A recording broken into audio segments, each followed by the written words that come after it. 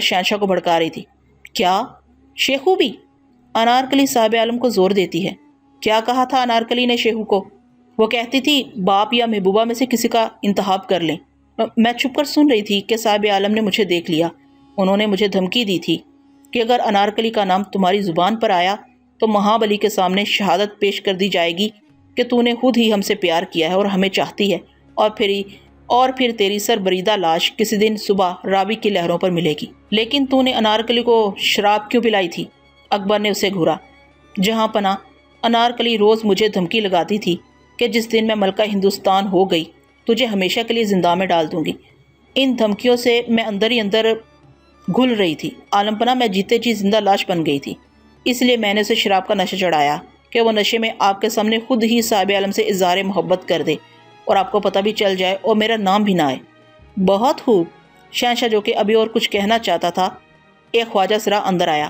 مہابلی، دراغِ زندہ پھر فوری حاضری کی اجازت چاہتا ہے۔ وہ خاصا گھبرایا ہوا لگتا ہے۔ بھجواؤ اسے۔ شہنشاہ اکبر نے ضد چھوڑ کر اپنا سر پکڑ لیا۔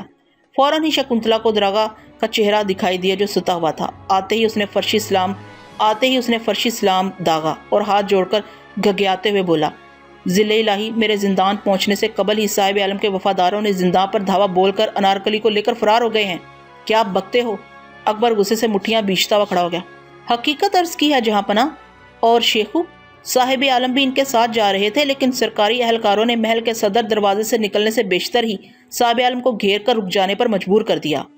انارکلی کو لے جانے والوں کی قیادت کون کر رہا تھا؟ کرون سنگھ حضور۔ کرون سنگھ راجپوت جو ایک دستے کا سالار ہے؟ جی حضور اعلیٰ۔ آؤ میرے ساتھ۔ اکبر بادشاہ زندہ جانے کے لیے تیار ہو گیا۔ شکنتلا بھی اٹھ کھڑی ہوئی۔ وہ جانتی تھی کہ اب باپ بیٹے کا سامنا ہوگا۔ شہزادہ سلیم زندہ کی سلاحوں کے پیچھے کھڑا تھا۔ شہنشاہ اکبر پشت پر ہاتھ باندھے اسے مسلسل کینہ توز نظروں سے گھورے جا رہا تھا۔ تخلیہ، شہنشاہ نے کہا تو دروگا سمیت سب لوگ باہر چلے گئے۔ البتہ شکنتلا کھڑی رہ گئی کیونکہ وہ تو ہر تہلیے کا لازمن جز تھی۔ شیخو، شہنشاہ گمبھیر لہجے میں بولا، تجھے نسل تیمور کی عزت پر داغ لگاتے ہوئے کوئی خیال کیوں نہ آیا؟ ایک کنیز سے عشق لڑاتے تو نے یہ کیوں نہ سوچا کہ مغلیہ سلطنت کا تو ولی عہد ہے؟ میں، سلیم نے سر جھکاتے ہوئے پہلی بار اپنی زبان کھولی، میں انارکلی کو اپنانا چاہتا ہوں ابا حضور۔ ناممکن۔ شہنشاہ گرجا، ابھی مغلیہ تخت اتنا حقیر نہیں ہوا کہ ایک ناچنے والی ملکہ بن کر اس پر بیٹھے۔ انارکلی میری محبت ہے ابا حضور۔ کنیزیں تو ویسے ہی تمہاری خدمتگار ہیں۔ کنیز نہیں، اسے اپنی بیوی بنانا چاہتا ہوں مہابلی۔ ایسی باتوں سے تم اکبر کو باپ کہنے کا حق کھو دو گے۔ اگر انارکلی نہ ملی شہنشاہ بے اولاد بھی ہو سکتا ہے۔ ہم صرف باپ نہیں، شہنشاہ بھی ہیں۔ سلیم بھی صرف بیٹا نہیں، ایک عاشق بھی ہے۔ تم ناجائز ضد کر رہے ہو۔ ضد صرف ضد ہوتی ہے ابا حضور، جائز یا ناجائز نہیں ہوتی۔ تم اپنے باپ سے تو لڑ سکتے ہو، شہنشاہ کی طاقت سے نہیں۔ ہم تمہیں 1 ہفتے کی مہلت دیتے ہیں، اپنے وفاداروں کو پیغام بھجواؤ کہ 1 ہفتے کے اندر اندر انارکلی ہمارے حوالے کر دیں۔ ہم تمہیں اور تمہارے ساتھیوں کو معاف کر دیں گے۔ اور انارکلی؟ شہزادہ سلیم طنزیہ لہجے میں پوچھ رہا تھا۔ وہ موت کی حقدار ہے۔ پھر تو بات جنگ پر آ جائے گی ابا حضور، اور جنگ میں اکبر سب کچھ جائز سمجھتا ہے اور سلیم محبت میں سب کچھ جائز سمجھتا ہے۔ جوش اور جذبات میں تم ہوش کھو چکے ہو سلیم، لیکن اگر 1 ہفتے کے اندر اندر تمہارے وفاداروں نے انارکلی کو ہمارے حضور پیش نہ کیا تو اکبر غداری کے اس مقدمے میں پورا انصاف کرے گا۔ اپنی بات مکمل کر کے اکبر لمبے لمبے ڈگ بھرتا ہوا چلا گیا۔ شہزادہ سلیم سلاحیں پکڑے غصے سے باپ کو جاتا دیکھتا رہا۔ شہنشاہ نے اپنے بیٹے کو 1 ہفتے کی مہلت دے دی تھی، لہٰذا شکنتلا کو بھی فراغت محسوس ہوئی۔ یقیناً اب ہفتہ بھر قید خانے میں شہزادہ سلیم سے اس کی ماں، اس کا دوست بختیار اور دیگر رشتہ دار ملاقاتیں کرنے جوک در جوک آئیں گے، اسے سمجھائیں گے کہ کنیز کا خیال دل سے نکال دو۔ ادھر شہنشاہ کے حضور بھی باری باری سب پیش ہوں گے، اس کی منت و سماجت کی جائے گی۔ اگر دونوں میں سے کوئی ایک مان گیا تو ٹھیک، ورنہ 1 ہفتے بعد عدالت لگے گی اور اس میں شہزادہ سلیم کو پابند زنجیر پیش کیا جائے گا۔ لہٰذا شکنتلا نے اب اپنے آپ کو قدرے ریلیکس محسوس کیا اور لگی ادھر ادھر گھومنے۔ گزشتہ کئی دنوں سے وہ محل میں ہونے کی وجہ سے اکثر جگہوں سے واقف تھی۔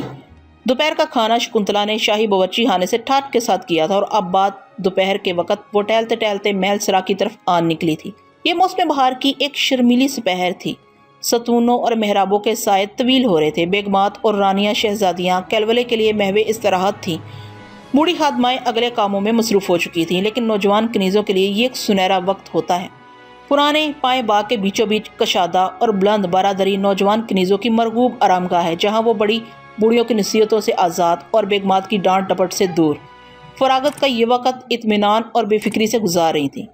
कोई शतरंज खेल रही थी, कोई चौसर में मसरूफ़ थी, किसी ने पानदान खोल रखा था, कोई छालियाँ कुतर रही थी, कोई सर दबवाने में मसरूफ़ थी, कोई दुपट्टे पर मोती टांगने में मगन थी और कुछ के लिए फरागत का बेहतरीन मसरफ़ नींद थी। कोई सर दबवाने में मसरूफ़ थी, कोई दुपट्टे पर मोती टांकने में मगन थी और कुछ के लिए फरागत का बेहतरीन मसरफ़ नींद थी।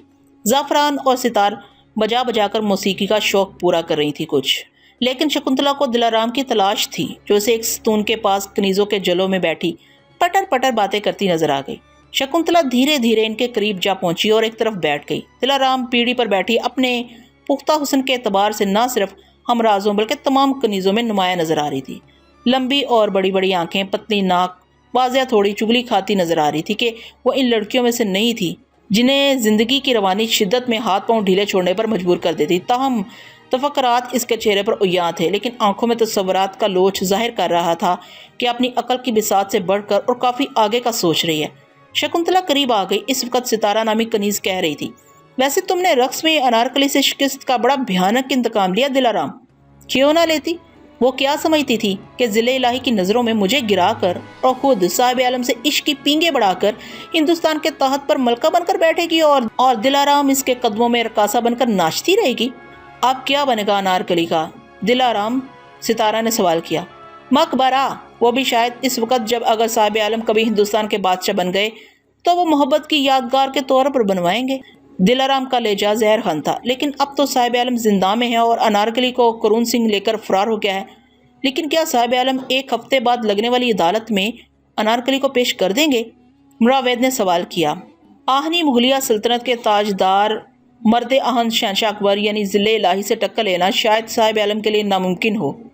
इन्हें आखिरकार अनारकली पेश करनी ही पड़ेगी। आहनी मुगलिया सल्तनत के ताजदार मर्द आहन शहंशाह अकबर यानी ज़िले इलाही से टक्कर लेना शायद साहिब आलम के लिए नामुमकिन हो। इन्हें आखिरकार अनारकली पेश करना ही पड़ेगी। और फिर दिलाराम अपनी आंखों के सामने अनारकली को सूली चढ़ते देखेगी, तब दिलाराम का कलेजा ठंडा होगा।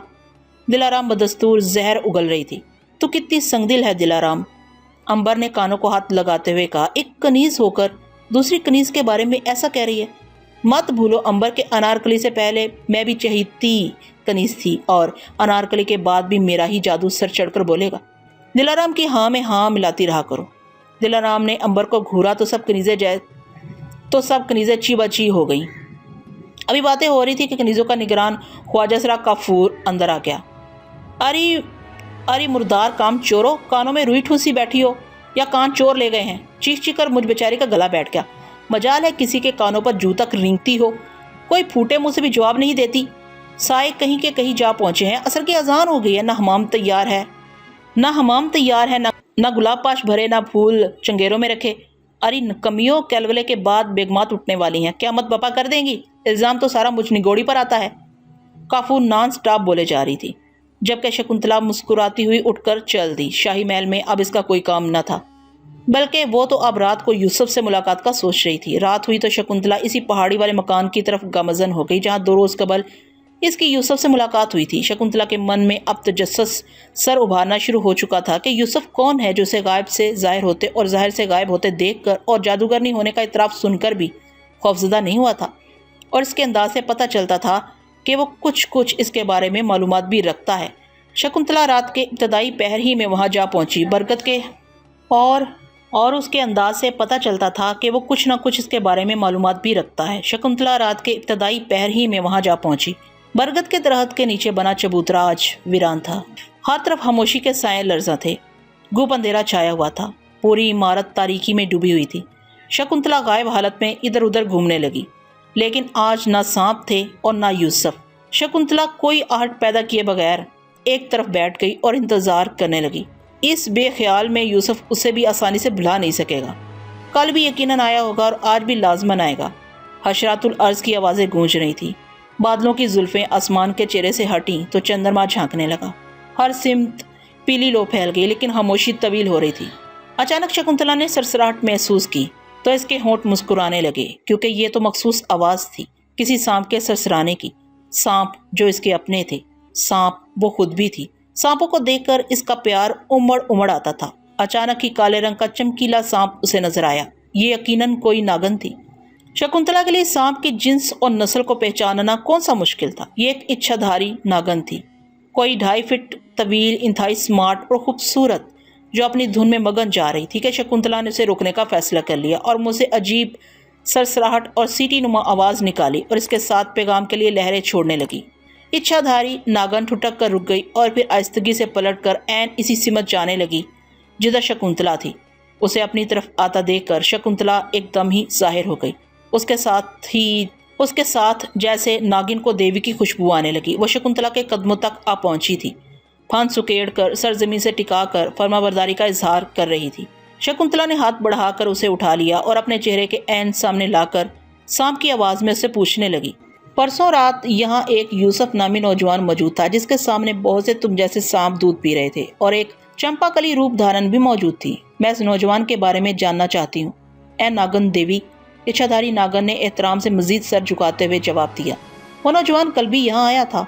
मैं इसके बारे में कुछ नहीं जानती, फ़कत ये जानती हूँ कि जब कोई सांप इसके करीब जाए तो उसके बदन से ऐसी खुशबू निकलती है कि हर सांप डर जाता है। लेकिन वो सांपों का दुश्मन नहीं, बल्कि सांपों से बहुत प्यार करता है, उन्हें दूध पिलाता है। मजीद तफसीलात अगर चाहें तो चंपाकली बता सकेगी क्योंकि वो रूप धारण है। चंपाकली कहाँ मिल सकती है? आप हुक्म करें तो मैं चंपाकली को यहाँ आने का कह देती हूँ। वो यहाँ से कुछ दूर एक पहाड़ी खो में रहती है, लेकिन हर रात के आखिरी पहर यहाँ अपने नाग से मिलने आती है।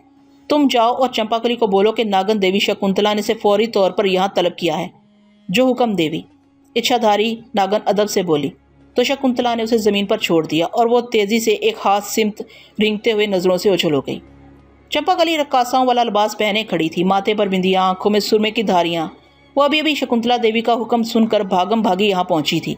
सांवली दुबली घुंघराले बालों वाली चंपाकली दोनों हाथ जोड़कर माथे से लगाए खड़ी थी। शकुंतला कमर पर हाथ रखे जारहाना अंदाज में इसके सामने थी। चंपाकली, मुझे पहचानती हो? आप 2 दिन कबल यहाँ आई थी हजूर। जानती हो मेरी उम्र और ताकत कितनी है? नहीं नागन देवी। चंपा की साफ गोई शकुंतला को पसंद आई। मैं सदियों से जिंदा हूँ और इतनी महान जादूगरनी हूँ कि पल भर में माजी और पल भर में मुस्तकबिल की दुनिया में जा पहुँचती हूँ। बेशक आप सच फरमाती हैं हजूर। तुम कब से रूप धारण बनी हो? अभी चंद ही माह हुए हैं हजूर। यूसुफ की गुलाम हो? गुलाम तो नहीं देवी जी, मगर जब भी यूसुफ के सामने आती हूँ मुझे यूँ महसूस होता है कि मेरे हाथ पैरों की जान निकल रही है। मैं वजह जानना चाहती हूँ। शकुंतला ज़रा तेज़ होकर बोली। वजह तो यूसुफ जी ने कभी नहीं बताई, मगर इलाके के सारे सांप इनसे डरते हैं। ओह, इसका कोई कारण भी तो होगा। शकुंतला झल्ला कर बोली। देवी जी, कोई मखसूस वजह तो इल्म में नहीं, लेकिन इतना मैं जानती हूँ कि यूसुफ के दादा हजूर, जो शहंशाह अकबर के दरबार में अच्छी खासी इज्जत रखते हैं, यहाँ से बहुत दूर, दिल्ली से भी आगे, सहारनपुर से कुछ फासले पर, देहरादून के करीब सांपों के जंगल कजीबनबाज के पास एक गाँव में वाक़ एक ज़ियारत के गद्दी नशीन है। इस ज़ियारत का नाम साईं बाबा उर्फ सप्पा वाली सरकार है। सुना है कि इस ज़ियारत की वसी 4 दीवारी के अंदर दाखिल होने वाला सांप बेज़रर हो जाता है। वो ज़ियारत किसकी है?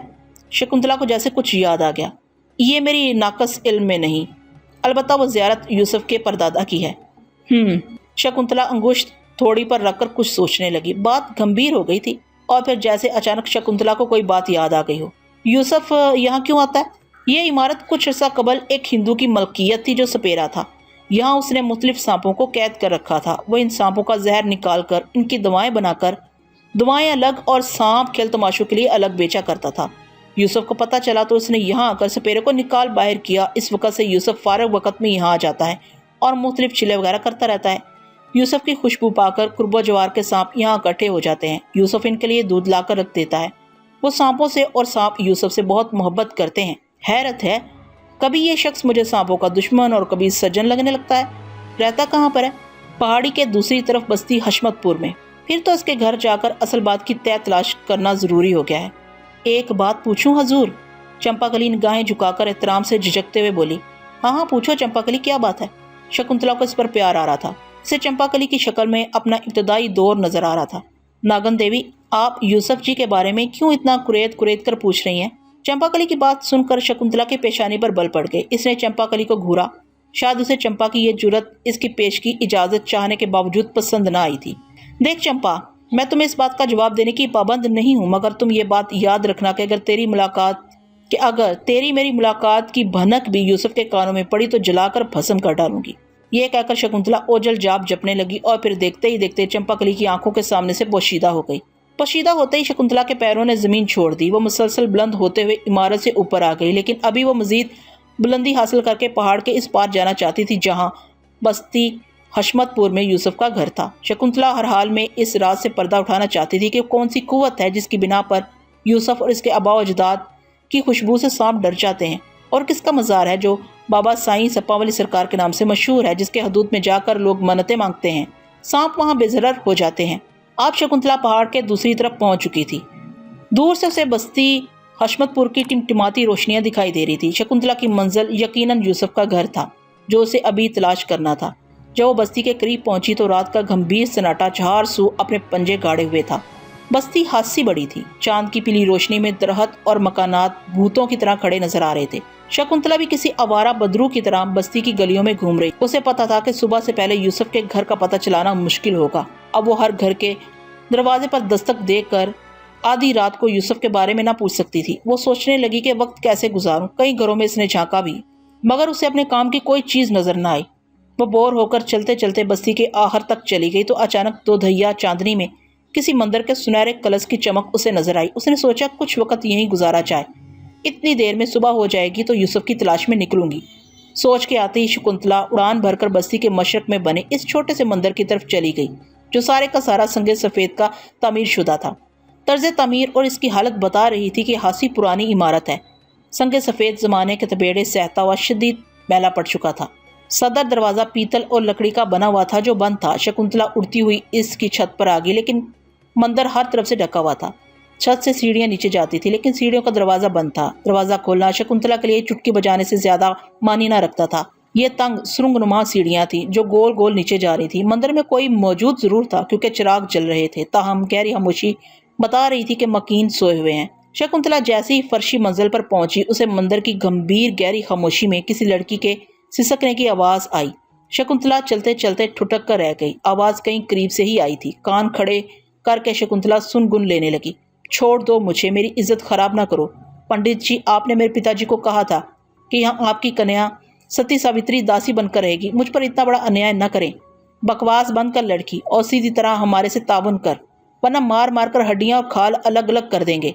شکنتلا دائیں بائیں سر اٹھا اٹھا کر دیکھنے لگی۔ آواز کہاں سے آ رہی ہے، لیکن اسے کوئی سمجھ نہ آئی۔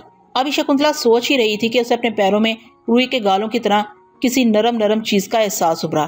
شکنتلا تیزی سے جھکی اور ترا کر اپنی جگہ سے اچھل پڑی، لیکن پھر خود ہی ہنس پڑی۔ ایک موٹی کالی بلی اس کی ٹانگوں سے ٹکرا گئی تھی۔ وہ تو ہنس پڑی تھی، لیکن بلی نے اچانک عجیب سی شکل بنائی اور جس طرف شکنتلا کھڑی تھی، جہاں سے اس کی ہنسی پھوٹی تھی، بلی اس طرف منہ کر کے گاؤں گاؤں کی آواز سے رونا شروع ہو گئی۔ شکنتلا تیزی سے دائیں بائیں دیکھنے لگی، لیکن بلی بآوازیں بلند روتی رہی۔ شاید اسے کسی ندیدہ ہستی کی موجودگی کا احساس ہو گیا تھا۔ رات کے سناٹے میں بلی کے رونے کی آواز انتہائی پراسرار معلوم ہو رہی تھی۔ شکنتلا نے تیزی مگر خاموشی سے اپنی جگہ تبدیل کر لی، مگر جیسے ہی وہ مڑی، بلی اپنا رخ اسی جانب کر چکی تھی۔ اب تو شکنتلا پریشان ہو گئی۔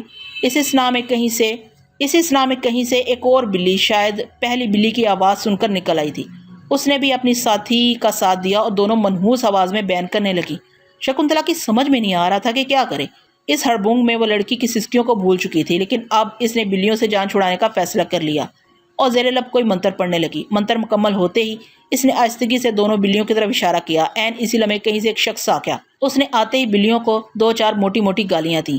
یہ وہی وقت تھا جب شکنتلا منتر مکمل کر کے بلیوں کی طرف اشارہ کر چکی تھی، لہٰذا ادھر نوارد نے بلیوں کو کوسا۔ ادھر بلیاں شکنتلا کے منتر کی وجہ سے تیورا کر گر پڑیں اور اپنی اپنی جگہ ٹھنڈی ہو گئیں۔ نوارد یہ منظر دیکھ کر ہکا بکا رہ گیا۔ شاید اسے ایسی کوئی امید نہیں تھی۔